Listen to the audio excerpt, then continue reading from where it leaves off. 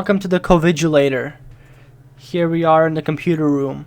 Let's power this thing on. Let's start putting stuff in. These are features that represent data of a patient.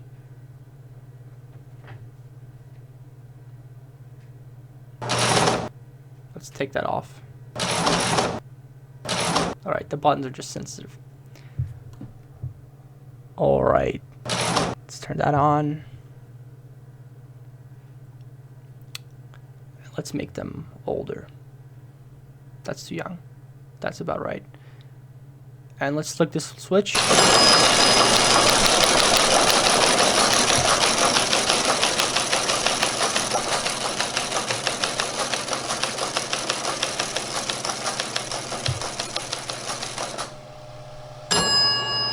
Hey, look at that. This patient is not likely to have COVID. Now let's try and find someone who's likely to have COVID.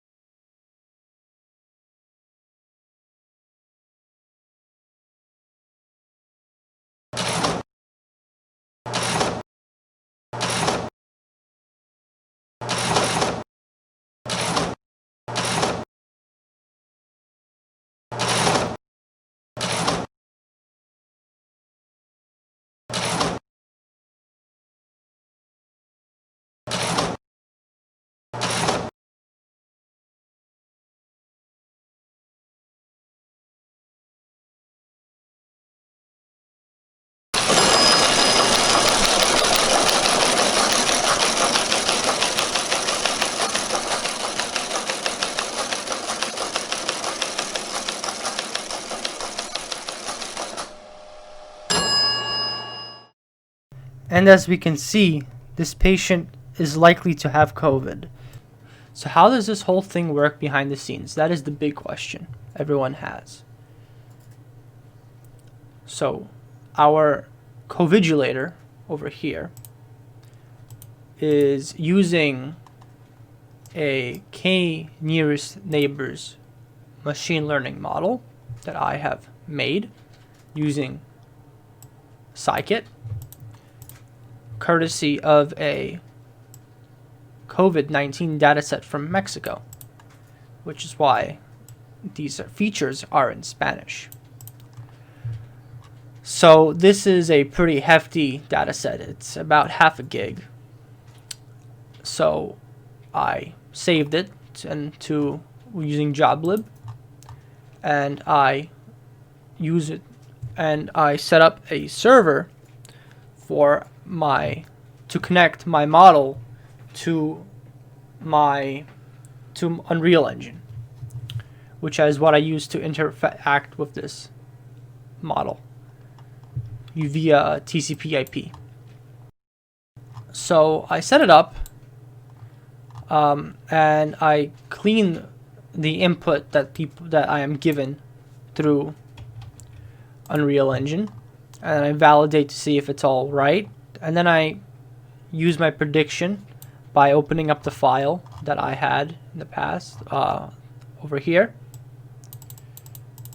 So I then predict, and then once they predict, I send the prediction back to whoever TCP/IP'd in. Whoever is usually me. I TCP/IP in via Unreal Engine by the press of this lever. So how does it work? In the C++ end, I have a TCP/IP client that I wrote using WinSox, and I made it in pieces, and this is so I can interface with the C++ using Blueprints, which is a visual programming language which is popular to use in Unreal Engine. But this is the C++ I wrote, so I can do that.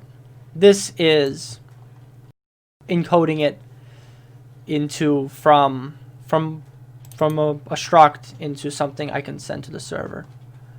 And so I send it over inside Blueprints.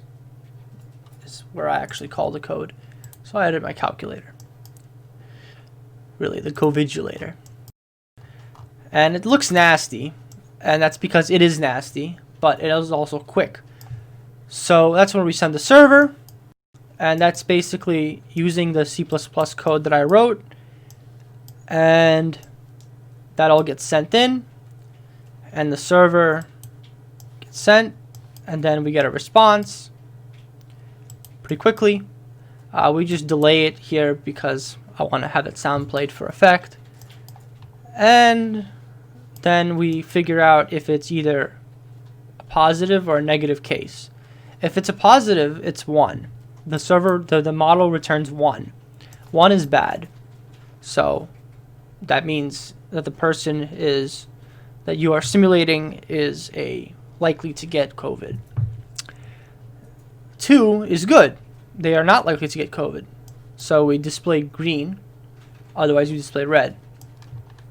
And then we set our materials back to a standby mode, which is how they are by default. Red is standby. And that's basically how it works behind the scenes.